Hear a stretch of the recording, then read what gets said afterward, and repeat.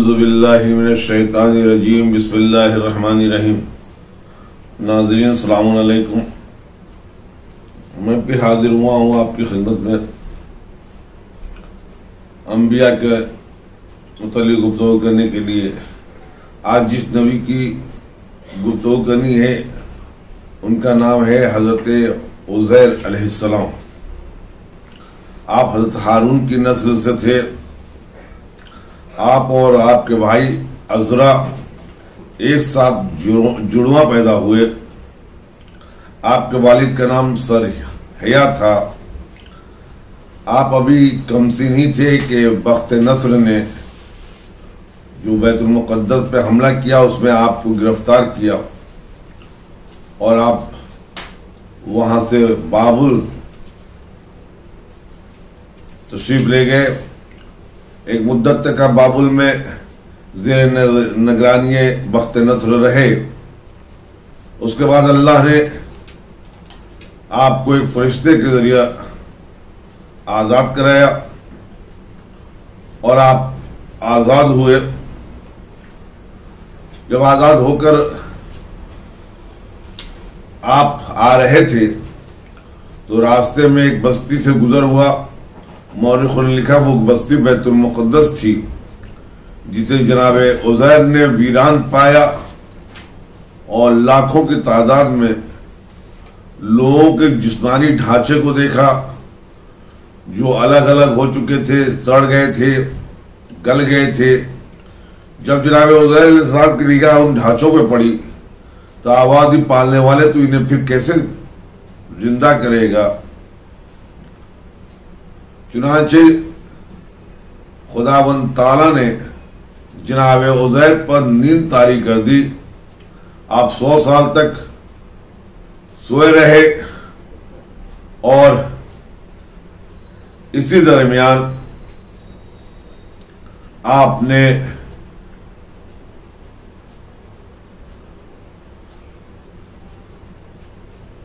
ایران کے بادشاہ کو پروردگار کا حکم ہوا کہ تم جاؤ اور بیت المقدس کی اثر نو تعمیر کرو۔ چنانچہ فارس کے بادشاہ نے 70 یا 80 سال کی مدت میں بیت المقدس کو پھر نئے سرے سے آباد کیا۔ بخت نصر نے جو حملہ کیا تھا اس میں جو لوگ ادھر ادھر بھاگ کے اپنے آپ کو روپوش کر دیا تھا وہ سب کے سب بیت المقدس کی طرف واپس آئے اور اس طرح یہ اجڑی ہوئی بستی پھر بس گئی اور اللہ نے ان لوگوں کو بھی نئی زندگی دی جسے جناب عزیر نے مردہ پایا تھا۔ ادھر جب بیت المقدس آباد ہو گیا اور جناب عزیر علیہ السلام 100 سال تک سوئے رہے، پھر حکم خداوندی سے جناب عزیر علیہ السلام کو نئی زندگی ملی اور جناب عزیر علیہ السلام کے سامنے وہ خچر، وہ گدھا جس پر جناب عزیر سوار تھے، اسے اللہ نے عزیر علیہ السلام کے سامنے زندہ کیا، جسے جناب عزیر نے اپنی آنکھوں سے دیکھا۔ آواز کہ میرا خدا ہر چیز پر قادر ہے۔ حکم پروردگار ہوا عزیر اپنے اس کھانے کو بھی دیکھو جو تم ساتھ لے کے آئے تھے۔ جناب عزیر نے کیا دیکھا؟ گدھا تو سڑ گیا تھا لیکن کھانا اسی طرح تر و تازہ موجود تھا۔ جناب عزیر نے شکر خدا کیا اور کہا پروردگار تو ہر چیز پر قادر ہے۔ ناظرین، تو بیت المقدس کو کئی بار تاراج کیا گیا۔ روایت میں ہے کہ بنی اسرائیل جب ان پر مصیبت پڑتی تھی یہ کچھ دنوں کے لیے سدھر جاتے تھے لیکن پھر اپنے پرانے عمل کو کرنا شروع کر دیتے تھے اور اللہ پھر کسی نہ کسی جابر بادشاہ کو ان پر مسلط کر دیا کرتا تھا۔ سب سے بڑا جابر بادشاہ جسے مسلط کیا اسے بخت نصر کہتے ہیں۔ پھر اس کے بعد مصر کے بادشاہ کو بھی ان پر مسلط کیا تھا اور ان دونوں نے مل کے ان کا خوب قتل عام کیا۔ جب حضرت عزیر علیہ السلام کو نئی زندگی ملی تو وہ واپس اپنے وطن کی طرف آئے. لوگوں کے درمیان کہا کہ میں عزیر ہوں، لیکن کوئی بھی جناب عزیر کی بات کو نہیں مان رہا تھا اور کہہ رہا تھا کہ انہیں گم ہوئے تو 100 سال ہو گئے. یہاں تک کہ جناب عزیر علیہ السلام اپنے اس کنیز کے دروازے پہ پہنچے جو جناب عزیر کی خاص کنیز کی تھی، اور جب وہ سفر کیا تھا جناب عزیر نے تو اس وقت ان کی عمر 20 سال کی تھی، اور اب یہ 120 سال کی بڑھیا ہو چکی تھی، جس کی وجہ سے آنکھوں کی بینائی بھی جا چکی تھی. جناب عزیر نے جا کے کہا کہ میں عزیر ہوں، تو اس بڑھیا نے بھی جو ان کی کنیز تھی مزاحن کہا کہ میرے آقا میرے مالک عزیر کو گئے ہوئے تو 100 سال گزر گئے، وہ 100 سال سے گمشدہ ہیں. جناب عزیر نے کہا نہیں میں وہی عزیر ہوں.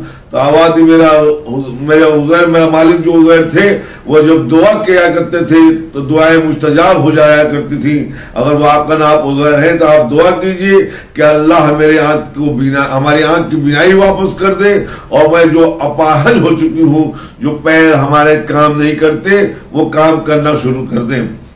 جناب عزیر علیہ السلام نے دعا کی، پروردگار نے جناب عزیر کی دعا کو قبول کیا اور اس بڑھیا کو بینائی عطا ہو گئی اور یہ چلنے لگی. لیکن جیسے ہی بینائی عطا ہوئی اس بڑھیا نے جو عزیر کو دیکھا فوراً پہچان لیا، دوڑ کے عزیر کے گھر پہنچی اور عزیر کے خانوادے کو یہ بتایا کہ عزیر آئے ہوئے ہیں. خانوادے نے بھی بڑھیا کا مذاق اڑایا کہ کہیں 100 سال کے بعد کوئی دوبارہ آ سکتا ہے.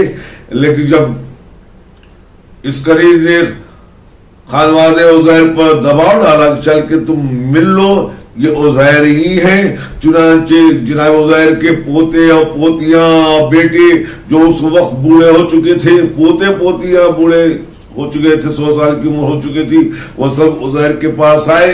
لیکن اب سوال یہ تھا کہ کیسے پہچانا جائے کہ یہ عزیر ہیں. تو ایک بوڑھے بیٹے نے بڑھ کے کہا کہ میرے بابا کے بازو پر ایک تل ہوا کرتا تھا جس سے روشنی نکلا کرتی تھی. یہ سننا تھا کہ جناب عزیر نے اپنے لباس کو اتار دیا تو دیکھا گیا کہ ان کے بازو پر ایک تل ہے اور جس سے روشنی ہو رہی ہے. جب یہ منظر ان کے فرزند نے دیکھا تو یہ قبول کر لیا کہ یہی میرے بیٹا، یہی میرے والد بزرگ عزیر ہیں. چنانچہ عزیر علیہ السلام کو لے کے وہ لوگ اپنے گھر گئے. ناظرین، اسی بنا پر جناب عزیر کو نئی زندگی ملی. یہودی حضرات حضرت عزیر کو ابن اللہ، اللہ کا بیٹا کہا کرتے تھے. حضرت عزیر علیہ السلام اس کے بعد 50 سال تک انہوں نے زندگی کی. اس دوران زندگی تبلیغ الہی میں مشغول رہے. اس وقت ایک انسان آ کے ان سے ملا جس کا نام زردشت تھا، اور اس زردشت نامی انسان نے ان سے درس و تدریس لیا اور خود کو پائے تکمیل تک پہنچایا.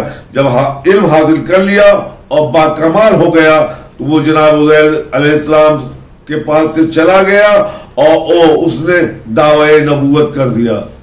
جناب عزیر نے انہیں بہت سمجھایا کہ تم یہ کیا کر رہے ہو، لیکن وہ نہ مانا اور خود کو نبی کہنے لگا.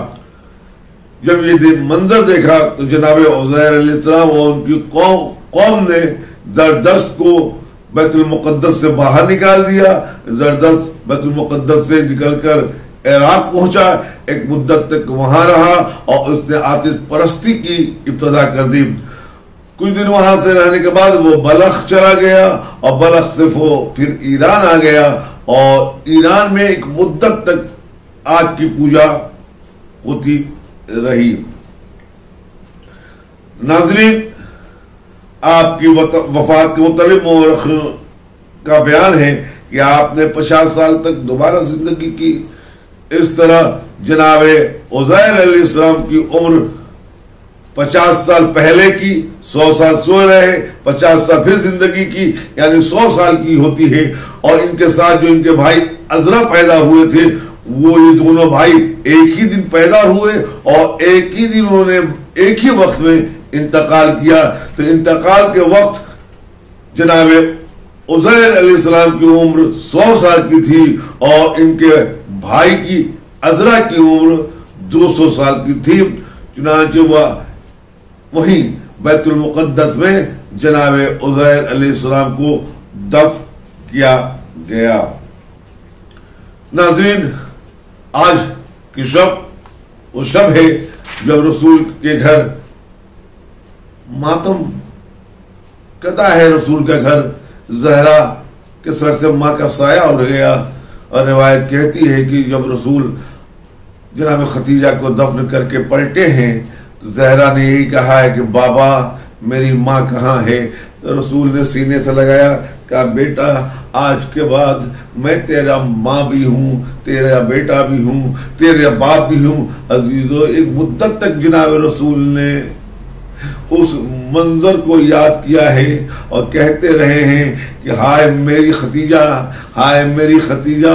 اور اتنا محبت کرتے تھے جناب خدیجہ سے کہ جس سال جناب خدیجہ اس دنیا سے گزری اس سال کو عام الحزن کے نام سے یاد کیا گیا.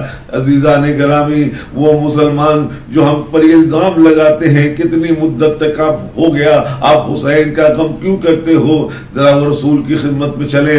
رسول نے بھی ایک زوجہ سے محبت کر رہے تھے تو پورے سال کو آپ نے حزن قرار دے دیا. آئے حسین کا ایک دن میں 72 افراد اس دنیا سے گزر گئے. حسین کے لیے اگر پورا زمانہ عام الحزن ہو تو کسی کو تعجب نہیں ہونا چاہیے. عزاداران امام حسین جس کے لیے خدیجہ نے وصیت کی تھی، یا رسول اللہ میری بیٹی سے خبردار رہیے گا. دنیا نے اس کا کیا صلہ دیا، جس کے دولت سے مکے والے پلے، ان مکے والوں نے ہی اس خدیجہ کی بیٹی زہرا پر وہ ظلم ڈھائے کہ زہرا یہ کہتی ہوئی نظر آئی کہ میرے بابا تیرے بعد مجھ پہ وہ مظالم ڈھائے گئے کہ اگر دن پہ پڑھتے تو دن مانند سہرات کے ہو جاتے.